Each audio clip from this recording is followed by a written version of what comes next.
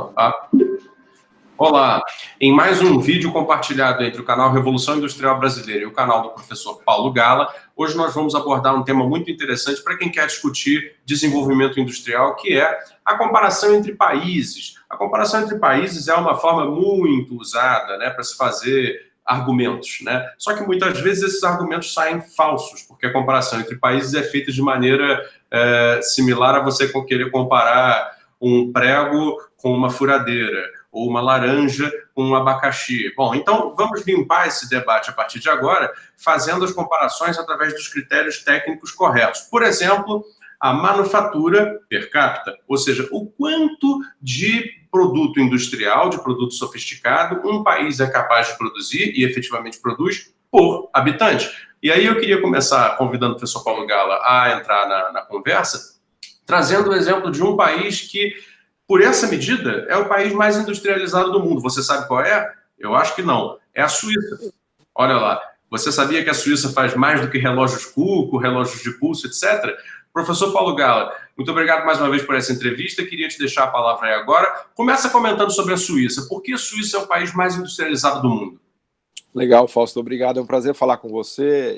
Essas conversas nossas têm ficado divertidas, né? A Suíça é um baita exemplo aí que você lembrou.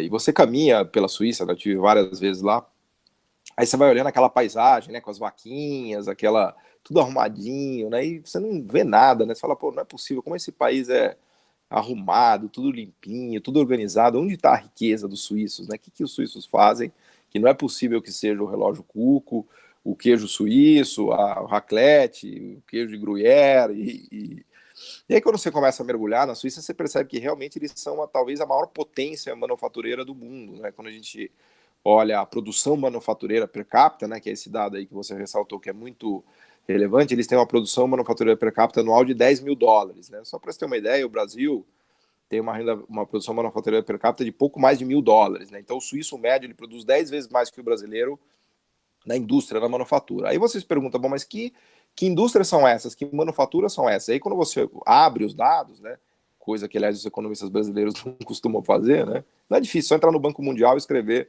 manufatura per capita, você vai ver o ranking lá, você vai ver, inclusive, que a Austrália tem 3 mil dólares de produção manufatureira per capita, que a Nova Zelândia tem 3 mil dólares. Aliás, até queria falar um pouquinho desse país já na sequência, mas quando você abre a Suíça, você percebe que eles são uma potência de fármacos, farmacêutica, química fina, mecânica de precisão, maquinário ultra high-tech, né, coisa se não me falha a memória, Carl Zeiss, que é das lentes, né. Quando a Apple foi fazer o relógio, o Apple Watch, eles foram imediatamente para a Suíça, porque lá tem os melhores técnicos e as melhores empresas de design, de mecânica, para fazer relógio, essa coisa de mecânica de precisão, enfim, você conhece melhor do que eu, talvez você possa dar até exemplos aqui, mas é uma coisa sofisticadíssima, de um valor agregado gigantesco, né? Então, esse é o coração da riqueza suíça, né? É uma das manufaturas mais high-techs do mundo, mais sofisticadas do mundo, e naquele indicador que eu uso muito, né, que eu costumo falar no meu canal, que é o indicador de complexidade econômica ou complexidade produtiva, a Suíça está sempre entre os 3 mais sofisticados do mundo, né? Então, realmente é um caso fantástico e ilustra bem, né? Outros casos até, se você quiser, você escolhe aí, a gente comenta depois, mas os suecos, os dinamarqueses, a Nova Zelândia, Austrália, né, são casos, Singapura, que é incrível, tem 10 mil dólares de manufatura per capita, né, enfim, escolhe um aí, Fausto, para a gente discutir, vai, o que você acha mais divertido?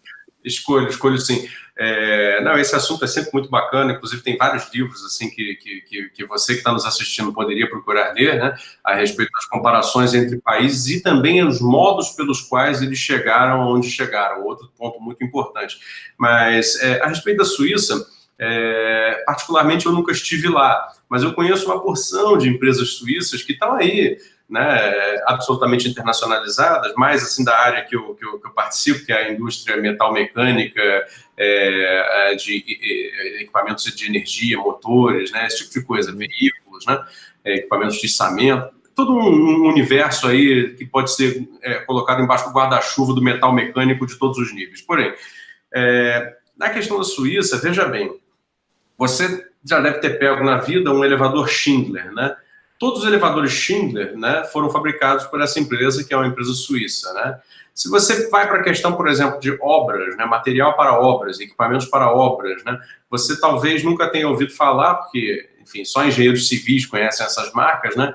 Mas uma empresa que é a Amann, né, ela é detentora de todas as tecnologias principais para a construção, por exemplo, de estradas, né? Tudo que é asfaltamento, compactação de asfalto e tal, eles fazem alguns dos melhores equipamentos do mundo. Em questão de obras menores, talvez você tenha ouvido falar de uma marca que é a Hilti, né? Uma marca vermelhinha, Hilti, esse é o nome, Hilti, né? Compete ali com a Black Decker e com a Bosch por tudo que é furadeira, máquina de fazer fixações, né, rompimentos de estruturas, etc., e ferramentas menores. E é tudo como o Paulo Gala comentou, quer dizer, são mecânicas e sistemas internos absolutamente de primeira linha. Então, realmente, aí está a conexão entre, né, a qualidade da produção industrial e, né, o resultado disso em termos de riqueza, né?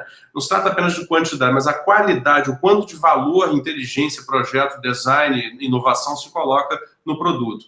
Então, assim, a Suíça realmente é um caso absolutamente bem-sucedido, assim, aí talvez merecesse uma outra oportunidade de a gente conversar sobre como os grandes países chegaram lá, né? Agora, você me pediu para escolher um outro país, eu vou te pedir para escolher, então, o eixo Austrália-Nova Zelândia e também de lambuja vou pegar Singapura, porque o Sudeste Asiático e a Oceania, né, são considerados aí pelos folhetins neoliberais brasileiros como casos em que, ou bem, você tem uma economia de serviços muito desenvolvida sem indústria, ou bem são produtores de matérias-primas, como se fala da Austrália, né, que deram certo produzindo matérias-primas. Paulo Galo,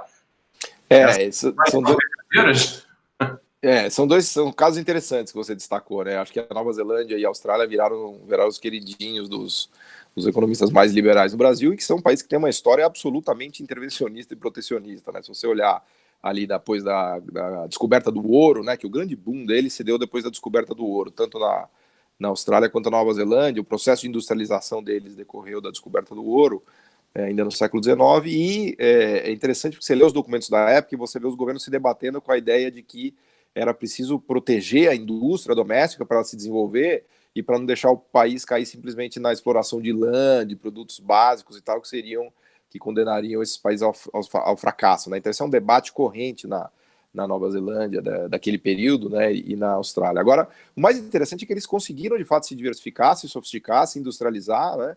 E quando a gente olha esse dado que a gente está falando aí da produção manufatureira per capita, a gente descobre que a Austrália tem $3.000 de produção manufatureira per capita, eles produzem por ano 80 bilhões de dólares. Para se ter uma ideia, a indústria brasileira deve estar produzindo algo como 150 ou 160 bi de dólares ano, só que a Austrália tem uma população da ordem de 30 milhões de pessoas, né? Então, per capita, esse número é muito elevado. A Nova Zelândia é curioso também, porque a participação da indústria no PIB da Nova Zelândia está maior do que no Brasil, Fausto. Veja você esse dado, né? É uma manufatura per capita de $3.000 também, próximo da Austrália. E claro, quando a gente fala de manufatura, não estamos falando só de siderurgia, aço, máquina, né? Manufatura é um termo amplo, né? Então, no caso da Nova Zelândia, por exemplo, a gente vê que eles são muito fortes no que a gente chama de indústria tech de alimentos, né? Ou na tecnologia de alimentos, né? Então, todo mundo já deve ter se deparado com esses whey protein, com todas esses suplementos, né? Para malhação, para academias, que subiram uma febre no Brasil e no mundo, né? A Austrália também é muito forte nisso, nessa coisa de... Enfim, eu entendo pouco, mas me parece que o processo fundamental é a hidrólise do leite, em que você tira a água para ficar só com a proteína e a proteína é rapidamente absorvida no seu sangue, e isso, enfim, deve dar resultados maravilhosos do ponto de vista muscular, né? Mas o fato é que essa hidrólise, a máquina que faz isso é caríssima, então, de fato, você precisa ter uma manufatura especializada nisso, né? E a Austrália e a Nova Zelândia conseguiram entrar nesses nichos, né? E outros também. Também tem muito refino na Austrália e processamento de mineração no próprio país e assim por diante. Então são dois casos interessantes de sofisticação produtiva, longe daquela ideia meio ridícula de que o cara só exporta minério de ferro e vende ovelha e fica rico, né? Que é só em gibi, né? Que é possível encontrar uma análise tão tapada quanto essa.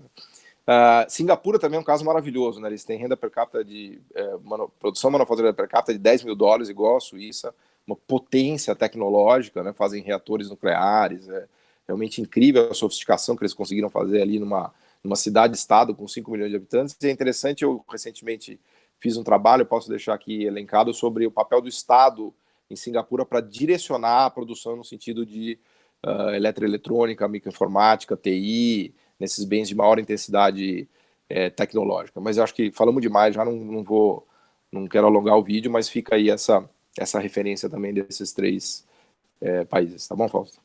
Perfeito. Gala, muito obrigado mais uma vez. Você que nos assiste, por favor, inscreva-se nos nossos canais. Canal do professor Paulo Gala no YouTube e também o canal Revolução Industrial Brasileira, onde você pode conhecer um pouco sobre o que nos resta de sofisticação produtiva no Brasil. Não é verdade que o Brasil já não tem nenhuma indústria, apesar de ser verdade que sim, ele está em processo de desindustrialização. Mas a gente tenta ali chamar um pouco a atenção para mostrar a importância do que ainda produzimos e, quem sabe, conseguir gerar aí um novo rumo, né, para o desenvolvimento do Brasil através da revalorização do produto industrial. Obrigado, professor Paulo Gala. Até a próxima. Obrigado, Fausto. Valeu. Abraço.